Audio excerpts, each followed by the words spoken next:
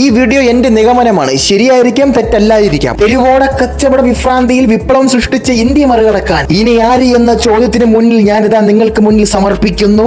രാജ്യം ഏതാണെന്ന് ചോദിക്കരുത്, ഫിലിപ്പീൻസ് ആണെന്നാണ് എന്റെ ഒരു നിഗമനം. അന്നപൂർണേശ്വരിക്ക് 5000 രൂപ കൈമടക്ക് കൊടുത്തിട്ട് ഇത് ഭക്ഷണമെന്ന് പറഞ്ഞാൽ പോലും പടച്ചോനെ വിളിച്ച് കരഞ്ഞു പറഞ്ഞിട്ട് ഓടി രക്ഷപ്പെടും. ഇത് കണ്ടാ നാളെ കക്കൂസി പോവാനുള്ളതും കൂടി ഇന്നേ പോകും. കഷം, കറുത്ത കഷം, കൈകൾ കുഷ്ഠ കൈകൾ, ക്ഷുദ്ര ജീവികൾ, കുളി നാറികൾ, നാറ്റം വെച്ചവർ, നോക്കുകുത്തികൾ. ഇതിപ്പോ ഇന്ത്യയെ കുറ്റം പറഞ്ഞു കിടന്ന ഞാൻ ഇന്റർലോകത്ത് പോയി ഇന്ദ്രനെ വരെ കുറ്റം പറയേണ്ടി വരുമല്ല. ഇപ്പം 1 കിലോ മാവിന് 1.5 കിലോ അയൺ ഹൈജീൻ ഇടാനുള്ള ട്രിക്ക് ഇന്ത്യൻ സ്ട്രീറ്റ് ഫുഡ് തന്നെ എന്തോ ട്രെയിനിങ് എടുത്ത് പോയത് ഇവര്. ഈ പാർട്ട് വരെ ഒരു ആശ്വാസത്തിന് നീളം വള്ളി ഉണ്ടപ്പോ പാവട ഒരു എലാസ്റ്റിക് വള്ളി ഉണ്ടാക്കണം വിചാരിച്ച് പിന്നെ ഇത് കട്ട് ചെയ്യപ്പോ എനിക്ക് മനസ്സിലായി കഥ മാറിയെന്ന്. അപ്പൊ ഡിമാൻഡ് നോക്കി ദൂസര പണി കാണിക്കുക യോമാര് ഇന്ത്യ നോക്കി പഠിച്ച് ഉള്ള ആര്യം പറഞ്ഞ ഇതൊക്കെ കണ്ട് മൂലം വഴി ഇറങ്ങി പോവേണ്ടവൻ മുതുകത്ത് കയറി ഇരിപ്പാണ് ഇപ്പോ.